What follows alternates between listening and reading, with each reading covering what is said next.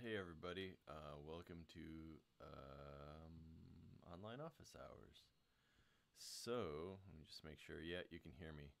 I received a complaint a week and a half ago-ish about the quality of these videos, not the quality of the content. The comments were twofold. One of them was that the mic wasn't loud enough, and I hope it is. I mean, I checked my mic levels. I can't hear myself when I do this, but I checked I'm using a pretty good mic. And it's pretty close to my face, so I've put it a little bit closer than usual today. And the second is that maybe the resolution on the videos is a little bit low. I think that's controlled by the streaming. Like the internet was because we're streaming, and if you watch this later, you're watching a recording of a live stream. I think if the internet traffic's really bad, they won't. It won't be as nice quality or something. I'm not sure. I mean, I started the settings so that it would be good at the start of the year, and I'm using a wired internet connection now to provide a more reliable connection speed. But yeah, I don't know. I feel like in the last couple, maybe over the last month, the connection speed has gone way down from, say, the start of the year or even the start of last term. So there's not much I can do about that, but I'm really happy to hear any comments, because I mean I'll change whatever I can. Today's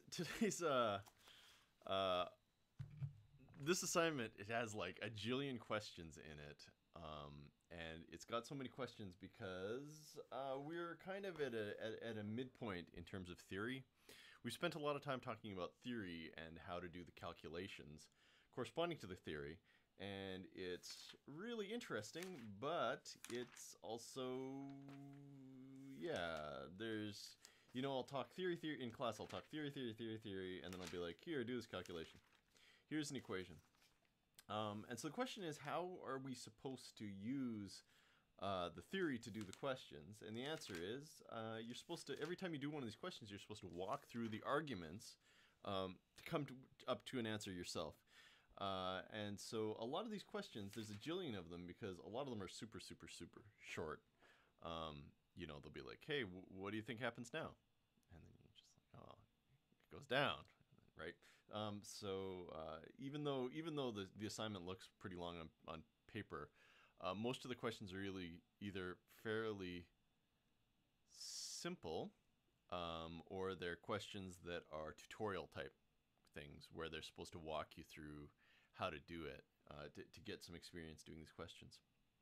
It looks like a really long assignment. It's how many questions? It's got 1, 2, 3, 4, 5, 6, 7, 8, 9, 10, 11, 12, 13, 14, 15. 15 book questions, and then a bunch of other tutorial questions. That said, the recommended time the Mastering Physics says it'll take you to do says it's going to take you 2 hours to do it all, which in terms of the question length is comparable to all the other ones I've given you. Most of these, I just listed 15 questions from the book. Most of them involve the same material, asking you different types of things, and most of them short answer. So we're going to go through a collection of those today, so I can walk you through some of the arguments. The tutorial ones, just go through it on your own. The purposes of the assignment are to kind of help you learn the material and to introduce it to you from different angles, rather than just to see if you know how to do a calculation. So yeah, it's all part of the learning process. So let's begin. I'm gonna see if, oh, it says my stream health is orange. That's not optimal. Well, at least I've been talking for 5 minutes. Okay, well, let's go. So the first question I have on the docket is, so it's chapter 28, question 4. That goes like this. A negative charge particle is at rest in a region with a uniform magnetic field, points in the x direction, and a uniform electric field points in the positive y direction. Okay, so I guess I'll draw it like this. Here's the x direction, here's the y direction. It's actually pretty helpful if you try to draw what you're doing when you're doing these questions. In part because it gives you a sense of what's going on, in part because it gives you an opportunity to think about what's going on, and in part because I don't know, it's really fun. Okay, so we got the electric field in blue and the magnetic field in red. Okay, and it says a negatively charged particle is at rest. Here's our negatively charged particle. What direction of the vector sum of the forces exerted on the particle? So let's think about the forces on the particle. There's a force from the electric field and a force from the magnetic field. Okay, so the force from the electric field is calculated Q, the charge on the particle, times E. We want the direction. You note here that Q is negative, so that this thing is going to be in the opposite direction of E. So it's going to point in the minus y direction. So it feels a force in this direction from the electric field. What about the magnetic field? The formula for a specific charge is VQ cross B. In this case, the magnetic field points to the right and is very interesting, but in this case, we've specified that V is equal to 0. So because it's not moving, it's not going to feel any force. And so the answer here is this one points in the minus y direction, this points 0, and so minus force in minus y direction. See how that works? So you have to think about the different forces, you have to think about which force equations to use, but also what their relationship to the different things are. These questions they're not trick questions, but they are tricky questions deliberately because we want you to think about it. The force from magnetic fields on charges is subtler than you might think. Okay, next question, 8. 2 of 3 wires pictured in figure, all right, I'm going to draw this figure. It looks like this. You got one wire that looks like that, I, and then another one here that looks like this, so called 6I, and another one here like this called I, and then there's a point P, and it says that this distance is D, and that distance is D. 2 of the 3 wires in figure blah carry current I, and the third wire carries current 6I. The location labeled P is a distance D from each of the wires carrying current I. What's the direction of the magnetic field at P? Okay, so how do we calculate this? The deal is that we know, I'm gonna label them. I'll call this A, B, and C. We know that each of these from the right-hand rule, you know, current, thumb, right hand. You imagine wrapping your fingers around in the direction of the current. They have Bob's Burgers. Okay, there you go. 4 fingers. All right, so the direction your fingers curl around the wire when your thumb's in the direction, that tells you the direction of the magnetic field. So I know the magnetic field's going like that from this one, and it's like that from this one, and it's like that from this one. Okay, so it's asking for the direction of the magnetic field at P. And so that's going to be the direction of the magnetic field from A plus the direction from the magnetic field from B plus the direction of the magnetic field from C. From the right-hand rule, all right, let's break these down. From A here, the magnetic field at this point is going to be pointing straight up in the have we given I hat, J hat, K hat? Oh, sure. I'm not sure how well, this isn't a question from this isn't a mastering physics question. It is, but it's not on your assignment. So I'll specify it like that, okay? So from A, this one is in the positive J hat direction.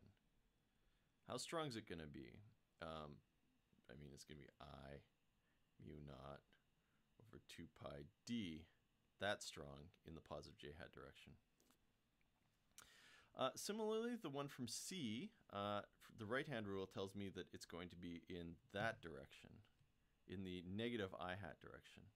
So this one's going to be I mu naught over 2 pi d in the minus I hat direction. So this magnetic field and this magnetic field are the same strength because the currents are the same. It's the same distance. What about the third one? Well, this is a... We can actually use some of the lessons from the magnetic field. We can use some of the geometry lessons from the very start of the term when we talked about breaking down the electric field in terms of geometry. This is the corner. These are at opposite corners of a square. So this is going to be a 45-degree angle. So this is going to be a 45-degree angle. So the magnetic field is going to be pointing in this direction. That's from B. And it's going to be a 45-degree angle as well. So the magnetic field from B is going to be, how strong is it going to be?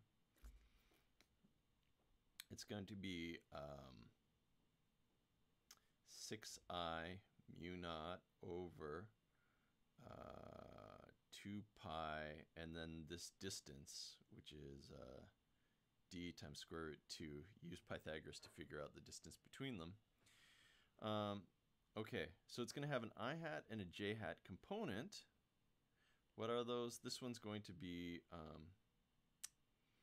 minus cosine 45 degrees, and this one's going to be sine of 45 degrees. Now, I'm just spelling these things out for you. This question's kind of advanced. I'm not sure if you'd see this specific type of question on the test, but you know, I might feel like giving you a question like this where if I haven't included this one and it's just these other two, I feel like that's something you should be able to do. So I want you to notice something here, though.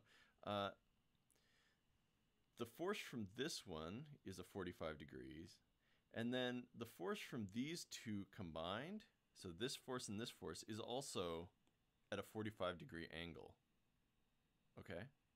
So because these two are the same strength, it's going to be, these two together are going to be a force in the same direction as this one. And this question's only asking about the direction of the force. And so B total will be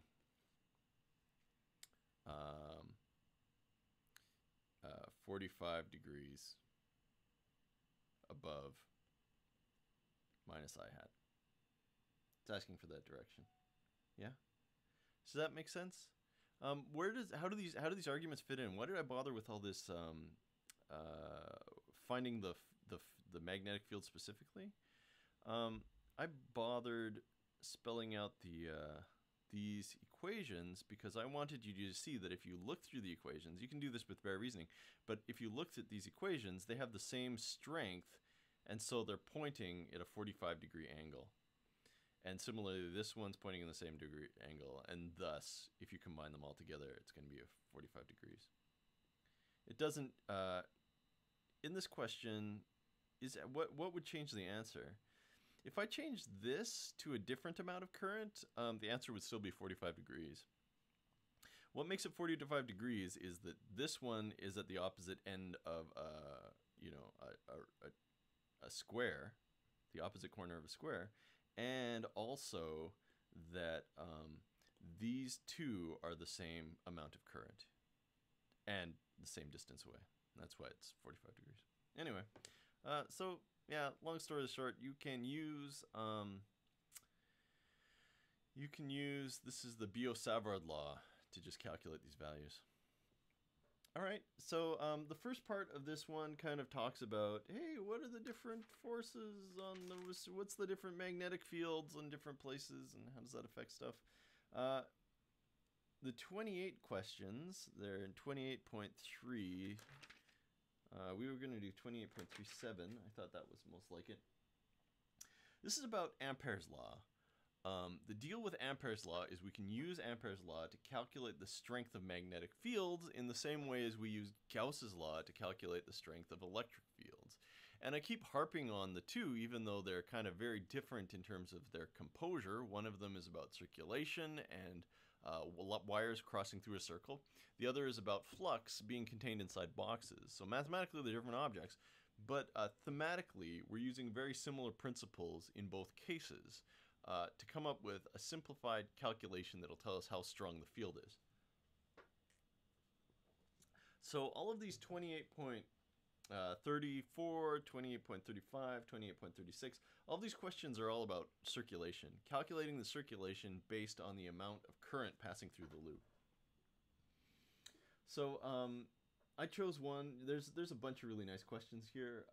37 is the only one of these that I didn't put on the assignment. It looks like this. So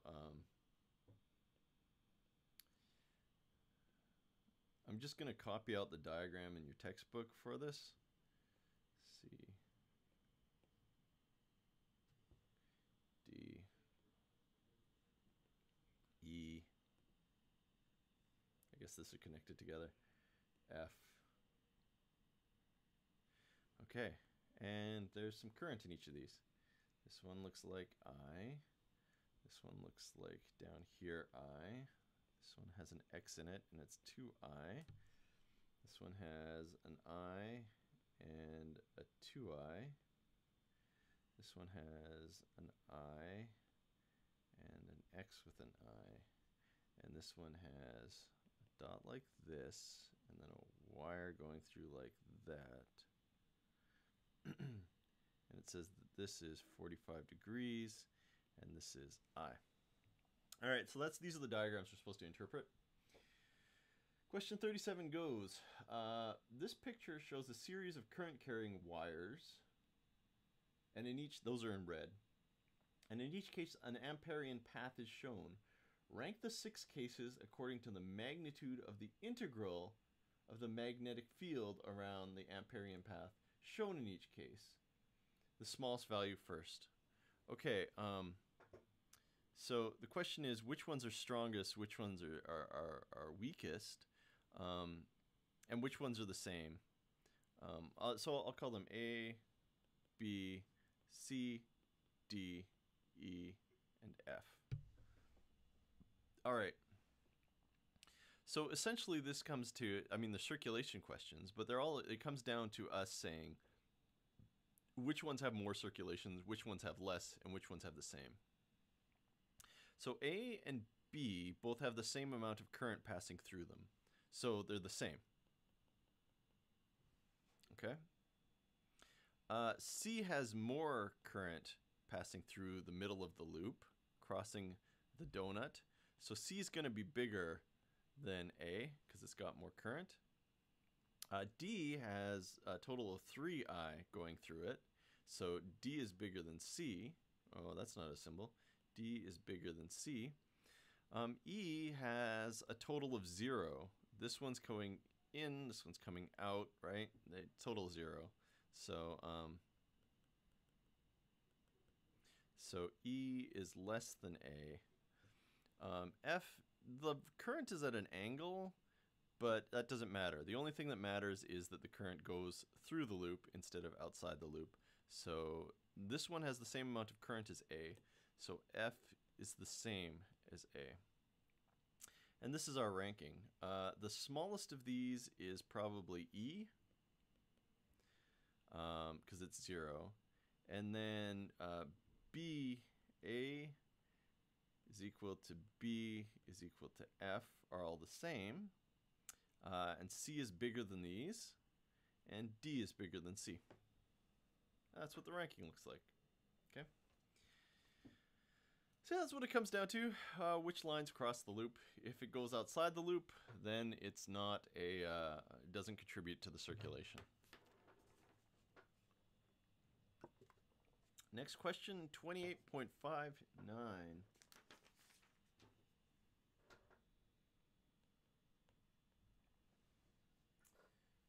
I'm going to put up a modified one like this. This is an Ampere's loop question, but we're essentially using Ampere's law to calculate the strength of a magnetic field in a different circumstance.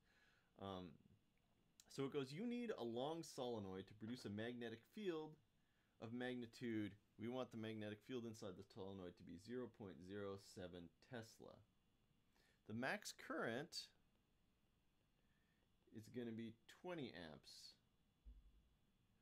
How many windings does our solenoid need to have? We want windings per meter. So how do you tackle this question? In any solenoid question, I mean, I'm going to draw it over here. This is your solenoid. It's got current coming in, and it's got a magnetic field.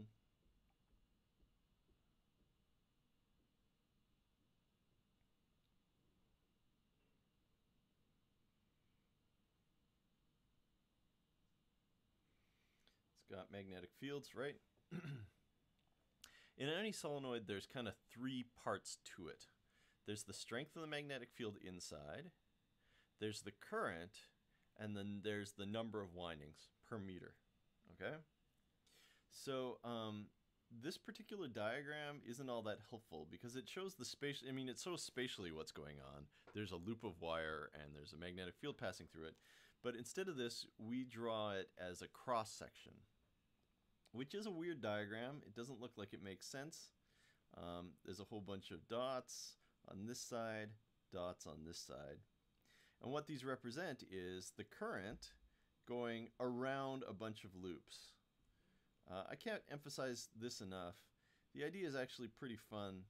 So this is a cross section, and what it represents is this wire comes around and turns into this wire, which comes around and turns into this one, which comes around and turns into this one, which comes around and turns into this one, which comes around and turns into, right? So what we're seeing is a cross section of our solenoid. All of these circles represent the same wire, and then the same amount of current. So we know that 20 amps are going through these. There's also, the nice thing about solenoids is they make a uniform magnetic field down the middle. Big, strong magnetic field like this. Okay? We're going to use the ideal solenoid approximation. All right, so hold on. So I'm gonna tell it like I did in class. There's a B inside, and then there should be some B outside as well.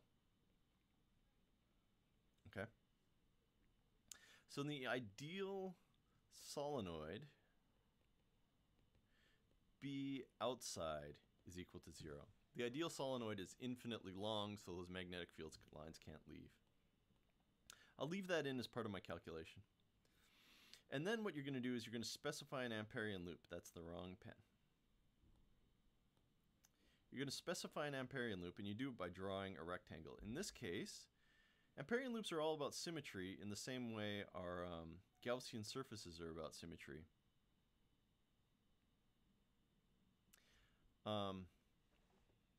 In a Gaussian surface, you want the flux to either be perpendicular or parallel, and you want the strength of the electric field on the perpendicular components to be equal in magnitude. Does that ring a bell? That's something I think I've tried to teach you. In an Amperian loop, you want the segments to either be perpendicular to the field or you want it to be parallel to the field. Okay? If it's parallel to the field, then it's going to be a uniform strength. So hopefully the same strength over this whole thing. And or if it's perpendicular, you don't care. Its contributions are going to be 0. Just for narration, you don't have to walk through this every time, but just for narration purposes, if the height here is h, I'll call it A, B, C, D. When we do the circulation calculation, it'll be from components A plus B plus C plus D, adding up the vectors as they kind of, we imagine, being pushed along by the vectors along each line. So the part from A is going to be B in, and this part's moving in the same direction as the field, so it's going to be positive, and so it's going to be the strength of the magnetic field times the height. On part B here, they're perpendicular, and so it's going to be 0. On this part, Again, it's parallel, so it's going to be plus B out times H, and on the last part it's going to be 0. So that's the circulation. We can also calculate the circulation using Ampere's law, which is to say if I add up all of the current passing through it. The number of wires here that pass through depend on my height. But if I know how many loops per meter there are, then the number of wires crossing my loop is going to be n times the height of my loop. Does that make sense? So if there's 5 loops per meter and we're taking 1 meter of for my Amperian loop, then there's going to be 5 loops crossing. If it's a 2 meter, there's going to be 10 loops, right? And just, that's how it scales. Okay, so in this case, the flux is going to be the number of loops crossing, n times h, times my current, which is 20 amps, times per the magnetic constant.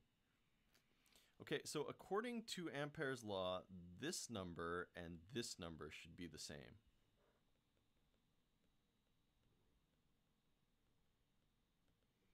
B in times H plus B out times H is equal to N times H times 20 times mu naught. Now I'm going to apply the ideal solenoid approximation, which says the outside magnetic field is going to be about 0. You know, in most industrial applications where you want a really big magnetic field in, the outside magnetic field isn't 0, but it's way smaller than the magnetic field inside, and that's why we're kind of justified in saying the outside one is 0. It's almost 0. It's close to 0. Okay, so as a result, this term goes away, and we get B in times H is equal to N times H times 20 times mu naught, and these two cancel out. I mean, that's one of the points to the Ampere's law is we imagine a specific case when we're doing it, but then the specific numbers that we invoked, like how long this height has to be, don't show up. So I know that the magnetic field in here is supposed to be 0.07 Tesla, N times 20 times mu naught, and I can use this to figure out what the number of windings per meter is. Where's my calculator? Oh, cripes, that thing goes for a walk every time it can. Here we go. All right, so 0.07 divided by 20 divided by 4 times pi times 1e minus 7. So there has to be 2,785 loops per meter, which is fun. Okay, let's move on to the next question. 29.01. Move on to the next chapter. So I'm trying to push us through the next chapter. The earlier these concepts get to you, the more it'll make sense as we work through it. And we're covering a lot of the material in this next class. It's pretty fun. So let's try it. Nobody has any questions. I wonder if anybody's watching this live. 3 people are watching. Oh, somebody's knocking on my door. Hold on.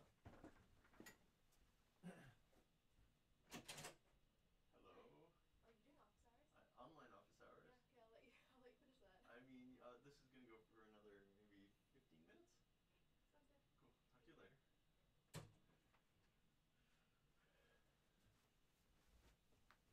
Okay, so yeah, these are some basic concepts. Most of the contents from these chapters in your assignment are tutorial exercises that are going to walk you through the material. Okay, so 19.01, this is actually an application of something we've already talked about, motional EMF. So in it, it's drawn a picture. I'm going to replicate the picture, but as best I can. So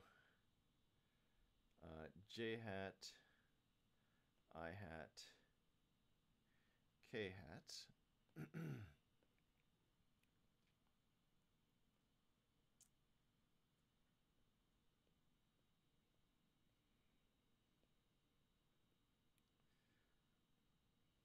Okay.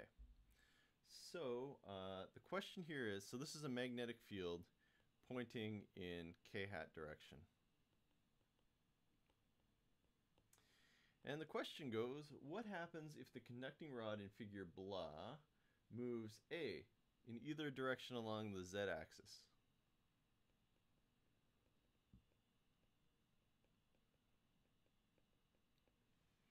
Okay, so what'll happen if it moves in the k hat direction? How do we answer that question? What you do here is you imagine a positive charge, and you imagine whether or not that charge is going to feel a force, maybe a negative charge too. The negative charge is going to feel a force in the opposite direction from the positive charge. So you just need to ask yourself if the positive charge goes anywhere substantial.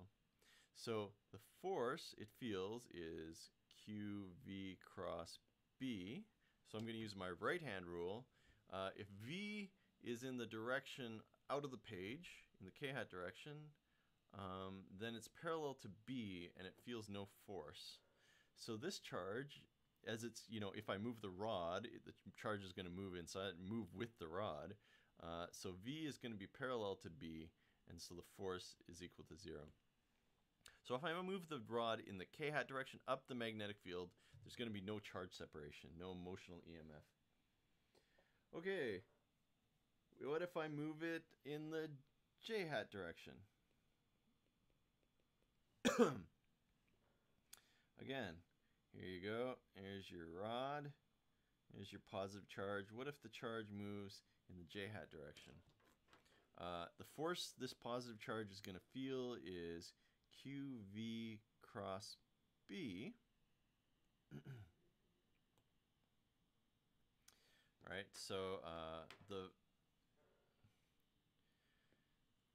velocity of this charge is in that direction. V cross B, it's going to feel a force pushing that way from the magnetic field. Okay? A negative charge is going to feel a force that way from the magnetic field. So you'll get a charge separation along the post, but it's going to be a weird one. So in this case, you'll get, if the velocity goes like that, you'll get plus charges on this side, minus charges on this side.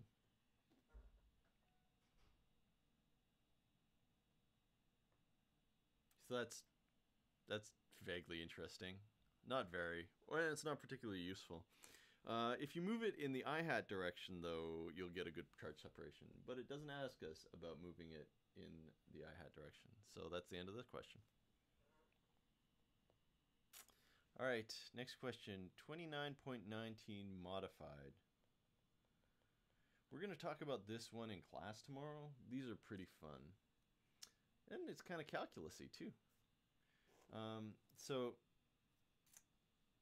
29.19 looks like this. The magnetic field through a conducting loop increases.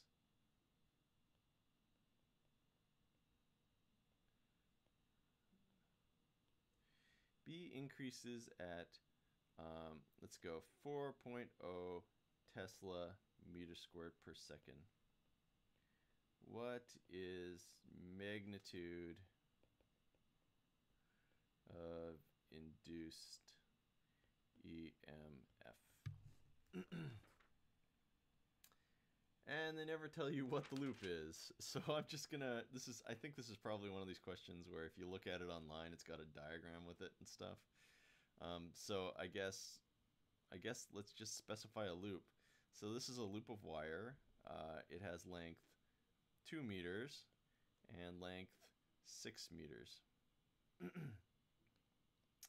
And if there is a magnetic field going like this, looks like a cracker. Tell I'm hungry. Okay, so in these questions, it's actually pretty simple. What we're trying to do is calculate something called the magnetic flux.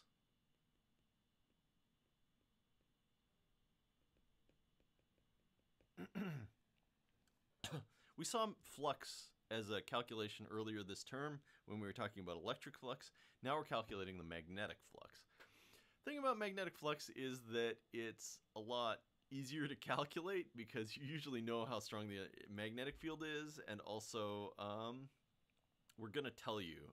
So in most cases like this, we figure it out just by doing a calculation.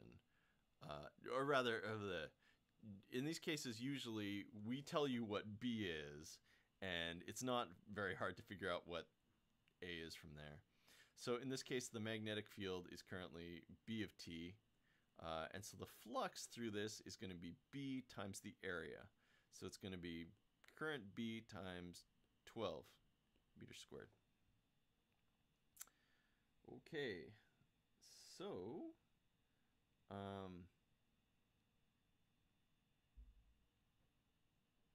oh, you know what? This question, I didn't read this question good. It says the magnetic flux through a conducting loop. It's not telling us about the magnetic field.